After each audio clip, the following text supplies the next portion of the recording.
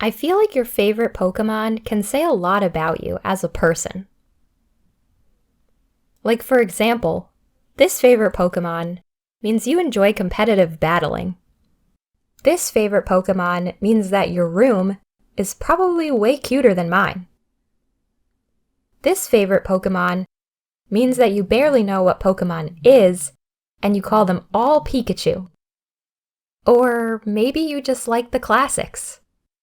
So that gets me wondering, what does my favorite Pokemon say about me? It's hard to tell because it has a bad reputation. Hi, I'm Sai, and let me introduce you all to my favorite Pokemon. Its name is Drifloon. It's a round purple balloon with cute little heart-shaped hands, a tiny cloud hat, and a hankering for kidnapping. Yeah, if you know anything about the lore of Pokemon, this Pokemon probably freaks you out. Because Drifloon is known as the Pokemon that steals people's children. And that is horrifying for sure. Now here's the thing that I need all of you to understand in order to understand my personal love for Drifloon. For each generation of Pokemon games, there are 2 games that come out. They're similar games, but they're not the same game. And one difference is that each game has a different description of the Pokemon inside the game. All that stuff about stealing children and carrying them away was from Pokemon Pearl's description of Drifloon. But when I was a kid, I didn't have Pokemon Pearl. I played the other Pokemon game that came out that year, Pokemon Diamond. And in this game's description of Drifloon, it said this about it. It loves damp, humid seasons. Let me repeat that. It loves damp, humid seasons. So instead of being aware of any crimes against humanity that this balloon has committed, I thought it wanted to go on a tropical vacation. And because of that, I don't really think it's fair to judge Drifloon and my love for him off of some random throwaway description it had in a game that I didn't even play. I think that Drifloon's reputation has suffered enough from too many top 10 creepiest things you missed in Pokemon games videos. Think about it. No one's like, why do you like Eevee? Is it because of this Pokedex description that says their genetic code responds to radiation? No. They like it because it's cute, and they have good memories with it. We judge Pokemon by their design, and the memories we have with them. And I think that Drifloon deserves that same treatment. Design-wise, Drifloon is adorable.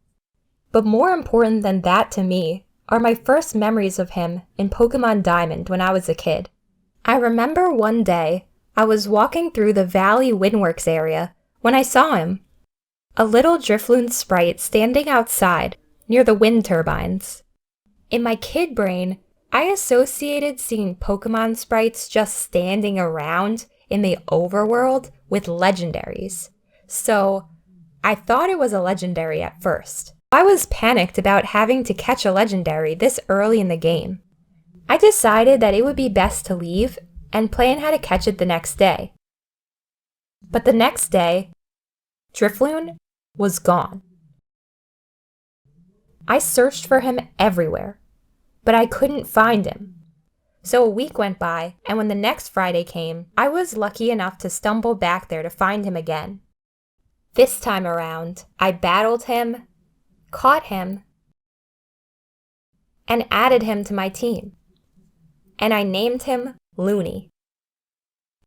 He was so cute, and I was so excited to have him.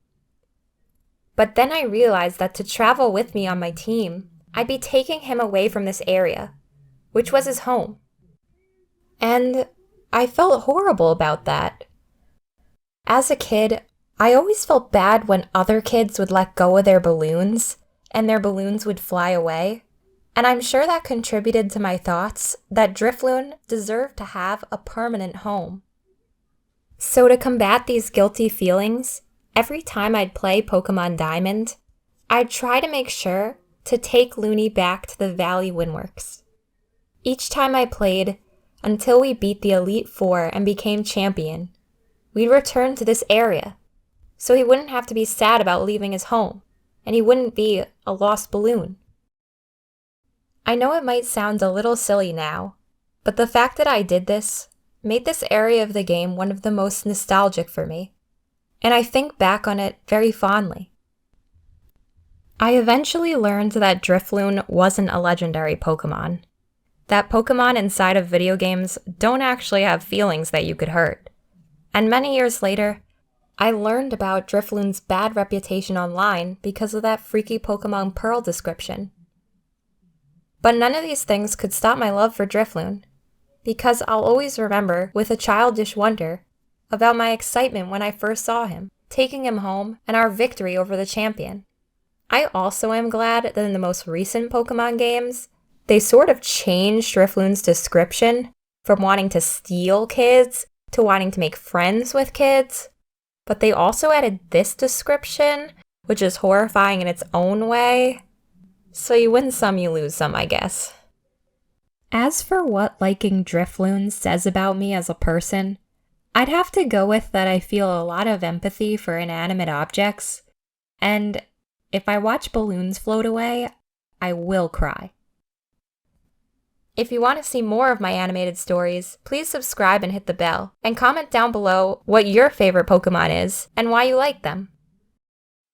Thanks so much for watching. Another fun fact, in my kid brain, I thought that the Valley Windworks was a windmill.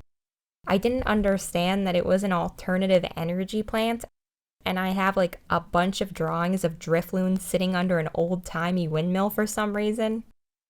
I just thought that was a funny fact. Anyway, feel free to follow my Twitter, Instagram, and TikTok username Cypopps. See you next time.